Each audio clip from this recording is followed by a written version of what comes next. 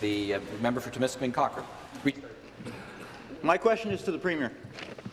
On Monday, the Business Council of Canada sent a letter urging the government to reconsider the White Pines Wind Project Termination Act. The letter says, and I quote, "We believe this legislation, if enacted, will undermine investor confidence and set an unfortunate precedent for how the government intends to deal with the private sector." End of quote. It goes on to say that this government's actions risk jeopardizing Ontario's reputation for fair dealing and respect for the rule of law.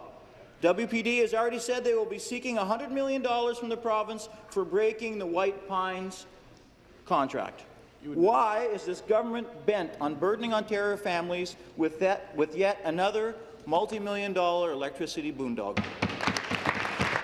Minister of Energy. Minister of Energy. Mr. Speaker, what our government is bent on doing is reducing hydro rates by 12%. And over the past 3 weeks, we've taken extraordinary steps to ensure that the renewed leadership of Hydro One will make responsible business decisions moving forward, Mr. Speaker. We're confident that we've made good choices here, put the kind of legislation in place, Mr. Speaker, that will ensure that moving forward, Ontarians will experience a lower hydro rate. Thank you, Mr. Speaker. Supplementary.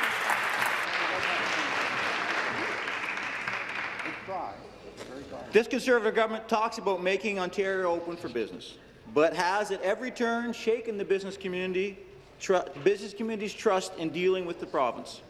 In just 6 weeks, this government has managed to cancel renewable energy contracts that will likely cost Ontarians hundreds of millions of dollars in penalties. And they pushed out the board and CEO of Hydro One, which a banker quote in the Financial Post described the act as an unprecedented intrusion into the private capital markets.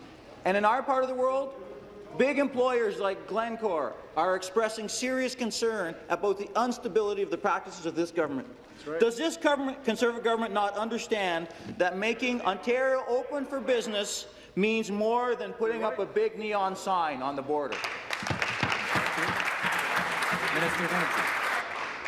Thank you, Mr. Speaker. In my own discussions with people in Kenora-Rainy River, throughout the province, my colleagues, Mr. Speaker, have expressed nothing but extreme pleasure with the renewed leadership process that we're undergoing with Hydro One. They're confident that they'll make responsible business decisions. The termination of those contracts represents the fact that these weren't just projects that Ontario didn't need. They were ones that their communities didn't actually want, Mr. Speaker.